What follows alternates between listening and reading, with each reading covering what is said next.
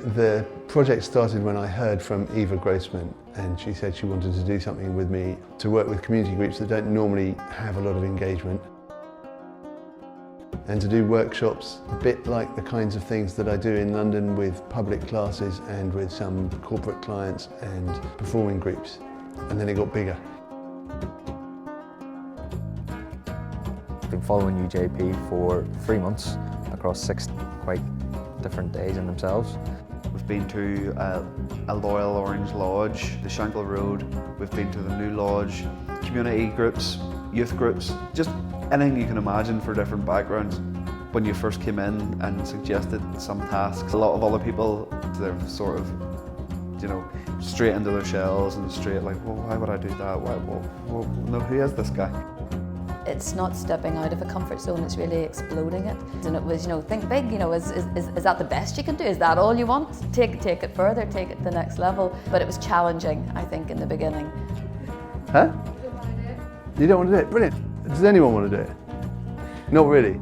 Yeah, okay, brilliant. I completely failed. I participated in one of your sessions, which took place in the MAC. In Northern Ireland, people still talk about divisions, not about moving forward together, and I think that's the main problem. Some of the participants completely bloomed, and it was crazy, the stories that they were coming out with. A lot of people say to me, you should get into this and you should get into that. No, I'd be scunnered to do that. I wouldn't be able to get up and stand in front of people. But that day with JP, I felt like no one else was in the room.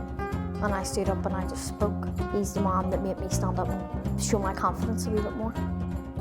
My reflection led me to think more on how I could maybe do different wee techniques and maybe even change it or alter it slightly to work within my groups of young people. Sometimes I can get bogged down in how I'm appearing or what I'm saying to people and what other people think. With reviewing the footage and reflecting on some of the sessions, I've kind of been able to apply it to myself and say, right, maybe I don't need to worry about being rejected from this circumstance because ultimately it doesn't really matter or affect me.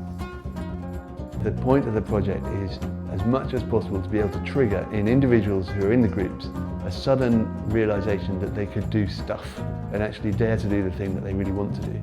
And because we're called together, we're really openly acknowledging that every single one of us is more likely to do that if we do it in combination with other people.